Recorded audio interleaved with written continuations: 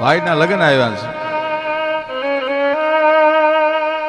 માએ પોતાના દીકરાને બોલાવીને એટલું કીધું, બેટા, બેન ને એવા કવળા હાહરિયા મળ્યા છે કે 12 વર્ષથી મયરના ઝાડવા નથી જોવા દીધા. તું જોઈને તેડવા નહીં જાય ને તો તારા લગ્નના મીઠા મંગલ ગીત ગાવા બોનને નહીં આવવા દો.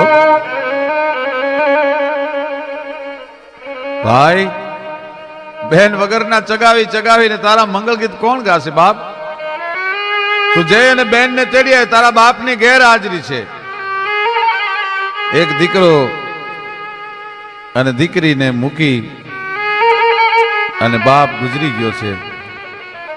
ઉદર રહેતા બાપ ગયો અને જન્મતા મુઈ માં. ઘણ વીતશે હજી ઘણાય પડશે ઘા. રાણી રોળાના ઉજેરી પારકી મજૂરીઓ કરી અને દીકરીના લગ્ન કરી દીધા છે. દીકરો નાનો છે. દીકરો આજ 18 વર્ષનો થયો, એના લગ્ન આવ્યા છે. માં કહે છે કે તું જઈને બેન ને તેડી આવી. વેરણું જોડી અને ભાઈ બહેનના ગામના પાદરમાં આવ્યો. ગામના પાદરમાં ભાઈ આવ્યો. વેલડાને છોડી અને ગામના તળાવમાં બળદ પાવા માટે ઉતર્યો છે. બેન દેરાણી જેઠાણી નણંદને હારે પાણી ભરવા માટે આવી છે. એમાં ગામના માણસોએ રામ રામ કર્યા. રામ રામ રામ રામ રામ રામ, જય માતાજી જય માતાજી જય માતાજી શબ્દ સાંભળ્યો. 12 વર્ષે દીકરીને મયરનો અવાજ કાને પડ્યો. દીકરી કોક દિવસ મયરની 10 બાજુ ઓસીકું રાખીને હોય ને તો હા હું ઓસીકો ફેરવી નાખતી. વહુ, તમે પિયરની 10 બાજુ ઓસીકો ન રાખો ને તો તમને પિયરના હોણા આવશે. એવા વાતાવરણમાં જીવવા વાળી દીકરી, એક બાજુ નણંદ છે, એક બાજુ દેરાણી છે, એક બાજુ જેઠાણી છે અને વચ્ચે પોતે વહી જાય છે પાણી ભરી. એ આમ કરીને આમ જ્યાં માથે પાણીની હેલ લીધી અને ભૈલાનો શબ્દ કાને પડ્યો. રામ રામ રામ રામ રામ રામ રામ રામ શબ્દ કાને પડ્યો. મયરનો અવાજ સંભળાણો ભાઈ, પણ માથેથી હેલ પડી ગઈ. દોડ દીધી. મારો જવતલીઓ આવ્યો, મારો વીર આવ્યો, મારો માડી જ આવ્યો, મારો બાપલીઓ આવ્યો. 2 આંગળીના ટાચકા બોલાવી વીરના ઓવાણા લીધા. ખમા મારા બાપ,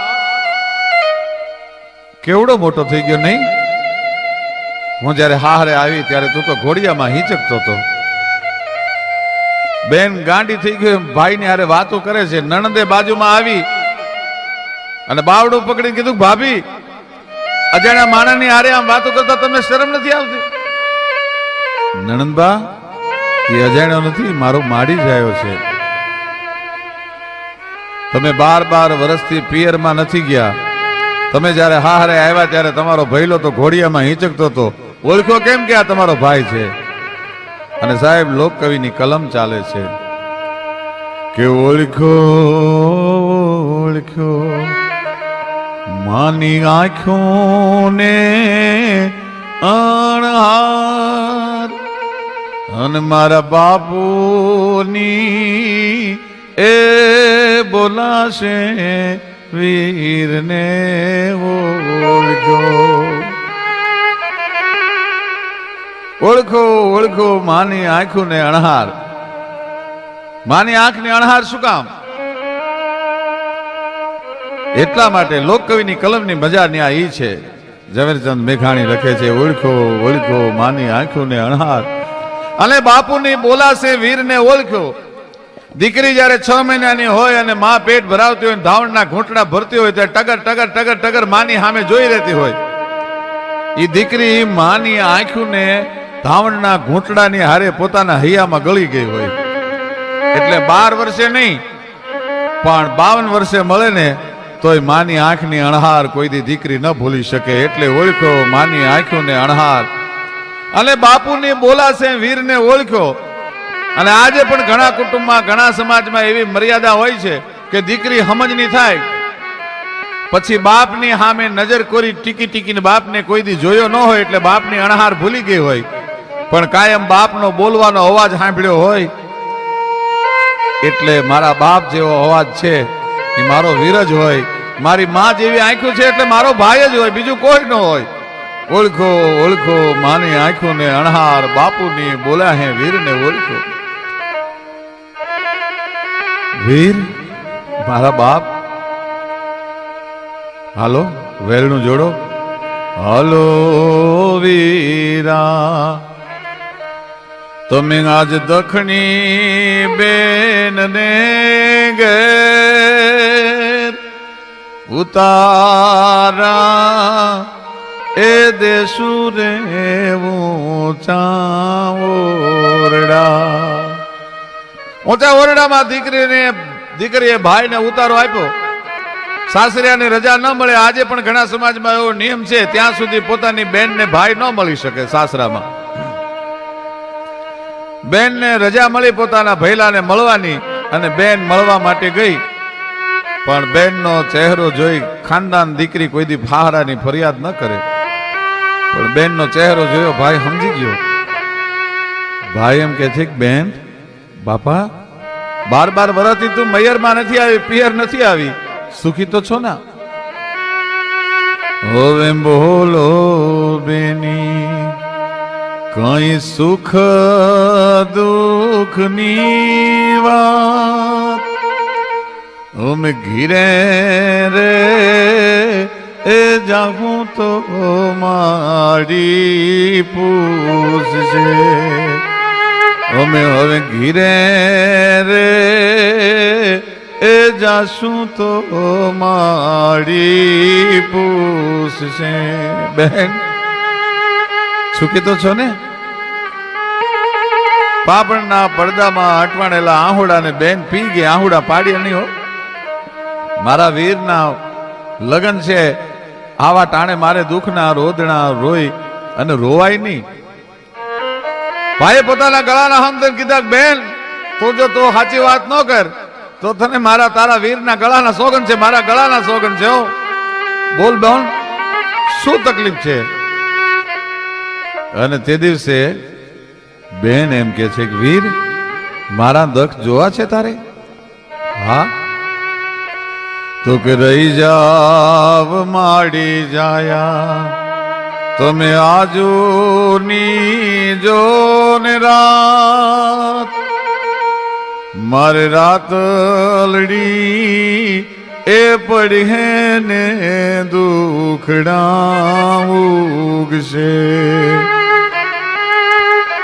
મારે રાતલડી એ પડશે ને દુખડા ઉગશે. રાત પડે ત્યારે કોઈ માણસને સોનાનો સૂરજ ઉગતો હશે, કોઈને ચાંદો ઉગતો હશે, પણ વીર મારે તો રાત પડે અને દુઃખના ઝાડમાં ઉગે છે. શું કામ? કેવો શીખે ઢોણી મારા પાંગથી સી ચણિયો સઈ, પાછલી રે પરોઢના પાણીડા મોકલે રે દાદા હો દીકરી, દાદા હો દીકરી. વાગડ માનો દેશો રહેશે, વાગડની વડિયારણ સાસુ દોયલી રે દાદા હો દીકરી, દાદા હો દીકરી.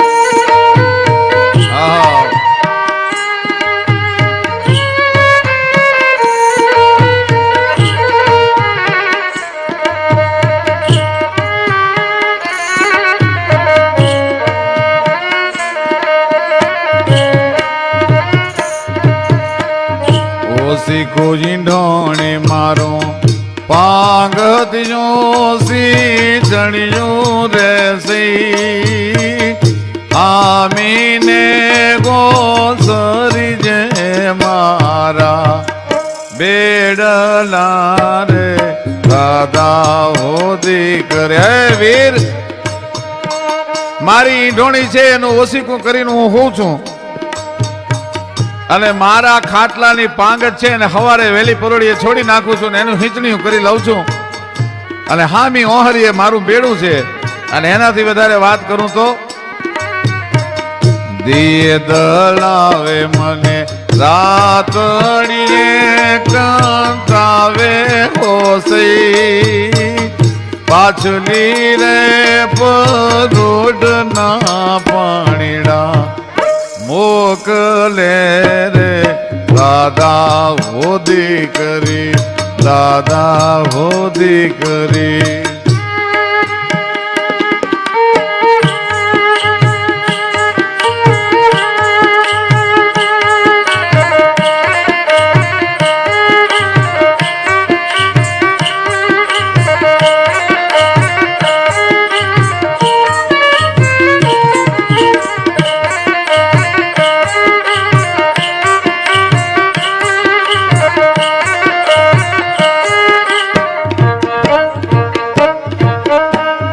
દાદાને કેજે મારી માતાને નો કેજે રે સઈ વીર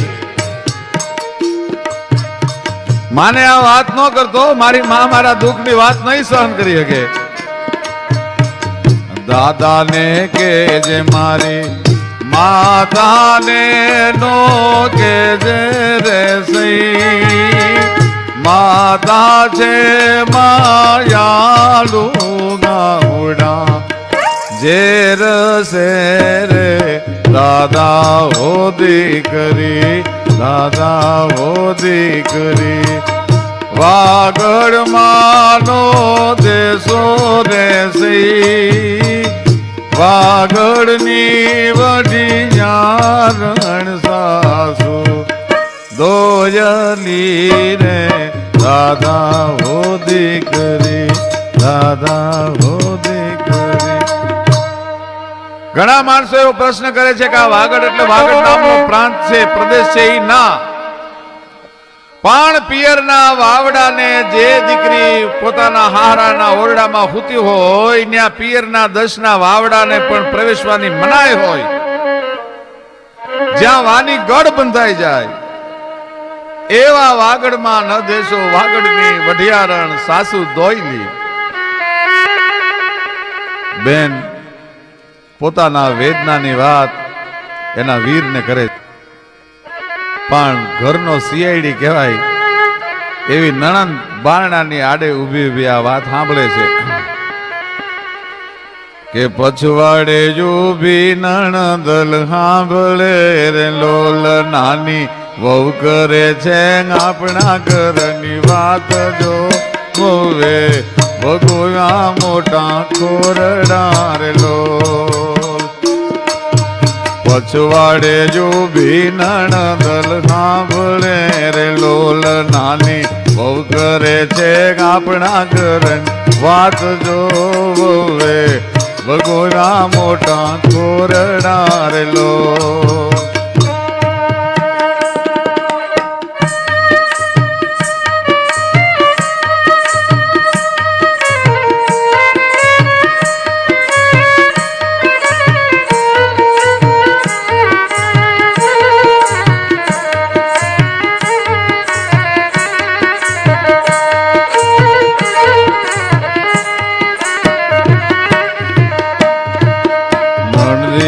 જય સાસુ ને સંભળાવ્યું રે લોલ બહુ કરે છે આપણા ઘરની વાત જોવે ભગોયા મોટા ખોરડા રે લોલ નાની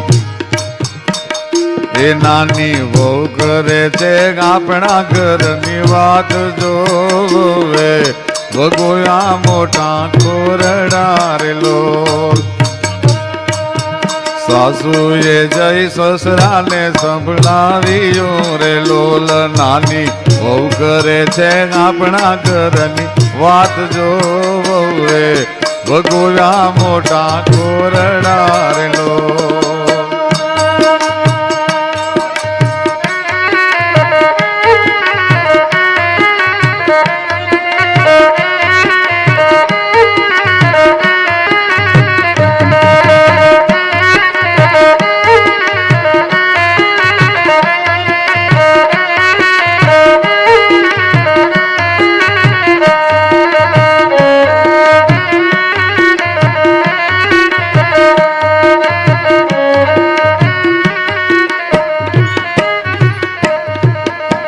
સસરાએ જય જેઠને સંભળાવ્યું રે લોલ સસરાએ જય જેઠને સંભળાવ્યું રે લોલ નાની